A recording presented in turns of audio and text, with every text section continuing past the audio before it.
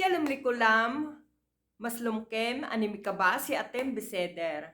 Guys, tapos na tayo sa infinitive to it, kaya for today's vlog, ang atin namang pag-aaralan ay infinitive to drink. Okay, bon natkel. Infinitive to drink in ibrit lishtot. Infinitive to drink present tense is drink. For masculine singular personal pronoun, I in ibrit ani. You, ata, he, who. Drink in ibrit syute for masculine singular. Ani syute, ata syute, ho syute. Next, for feminine singular, I in ibrit ani. You in ibrit at. She in ibrit he. Drink in ibrit syuta for feminine singular. Ani syuta, at syuta, he syuta. For masculine plural, we in ibrit anachno, you in ibrit atem, they in ibrit him. Drink in ibrit syutim for masculine plural. Anachno syutim, atem syutim, hem syutim. For feminine plural, we in ibrit anachno, you in ibrit aten, they in ibrit hen. Drink in ibrit syutot for feminine plural.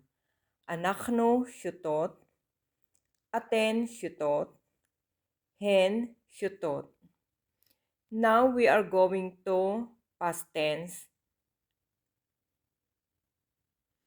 Past tense is drunk. Personal pronoun I in ibrit ani, I drank in ibrit shatiti, both gender singular. For example, may nagtanong sa akin, Eileen, do you want to drink? At nakainom na ako. Ang isasagot ko, shatiti. Lahat ng singular person, kung sila ay tatanungin kung uminom na at tapos na silang uminom, ang isasagot lang ay shatiti. Okay, next. You, in ibrit ata, you drank, shatita. Ata is masculine singular. For example, tinanong ko ang isang lalaki, shatita, ibig sabihin, you drank. At kung siya ay nakainom na, ang isasagot ng lalaki, ken shatiti. Next, you, in ibrit at, you drank, shatit, at is feminine singular. Ibig sabihin, ang tinatanong dito ay isang babae, shatit, at kung yes, nakainom na siya, ang kailangang isagot ng babae ay ken shatiti. He, in ibrit who, he drank, yishti. Who is masculine singular. Ang tinanong dito ay isang lalaki. Okay, next. She, in ibrit, he. She drank. In ibrit, tishti. He is feminine singular. Ibig sabihin, ang tinatanong dito ay isang babae at ang isasagot lang din niya ay ken shatiti. Okay, now we are going to plural person. We, in ibrit, anachno. We drank. In ibrit, shatino.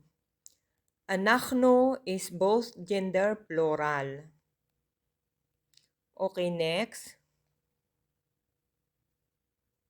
You, in ibrit atem. You drank, in ibrit shatitim. Atem is masculine plural. For example, tatanungin ko ang grupo ng mga lalaki. siya titim. At kung oo, nakainom na sila, ang isasagot nila, ken siya tino. Okay? Next, you inibrit aten. You drank. Inibrit siya titin. Aten is feminine plural. Dito naman ang tatanungin ko ay grupo ng mga babae. Siya titin at kung yes, ang isasagot nila, ken siya tino. Okay, next. They inibrit him. They drank. Inibrit siya to. Him is for masculine plural. At kung sila ay tatanungin, ang isasagot din, ken siya tino. Okay, next. They inibrit hen. They drank. Siya to. Hen is feminine plural. At ganun din kung sila ay tatanungin, ang isasagot lang din ken siya tino. Okay, now we are going to future tense will drank. Personal pronoun I, inibrit ani. I will drink. Inibrit ani ishti. Both gender singular. For example, I will drink water later. Inibrit ani ishti may miokar yuter. Next, you inibrit ata. You will drink atatishti, masculine singular. Example, you will drink a lot of water. Tishti harbimaim. Okay, next.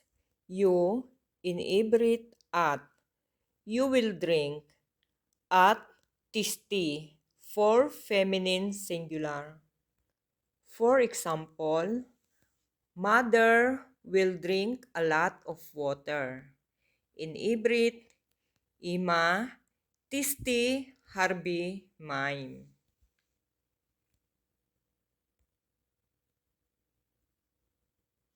Okay, next. He inibrit who. He will drink. Inibrit who yishti for masculine singular. For example, he will drink coffee. Who yishti kafe. Okay, next. She inibrit he. She will drink. He tishti for feminine singular. For example, Eileen will drink orange juice. Inibrit, Eileen tishti meets tapusim. Or, he tishti meets tapusim. Okay, next.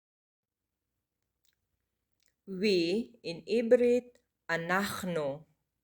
We will drink. Inibrit, anachno nishti for both gender singular. For example, we will drink red wine. Inibrit, nishti, yain, adom.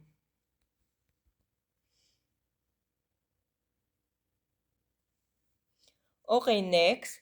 You, inibrit, atem. You drink. Atem, testo. For masculine plural. Example, you will drink. Inibrit, atem, testo. Okay, next.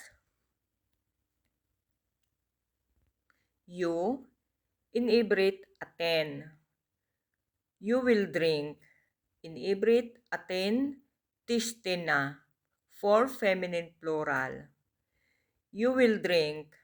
Aten, tistina.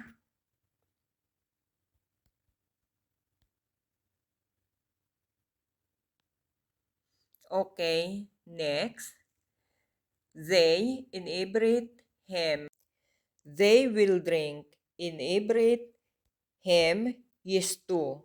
For masculine plural. They will drink tomorrow.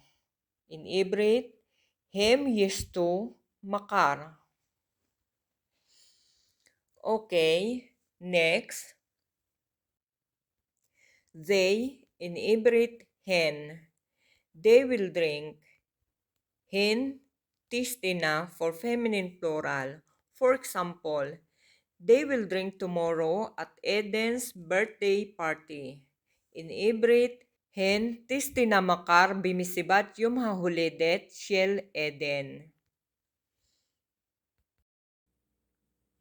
Okay, this is the end for today's vlog at ang masasabi ko lang, guys, don't forget to like, share, comment, and subscribe. See you on my next vlog. Toda raba, ve lehetraot.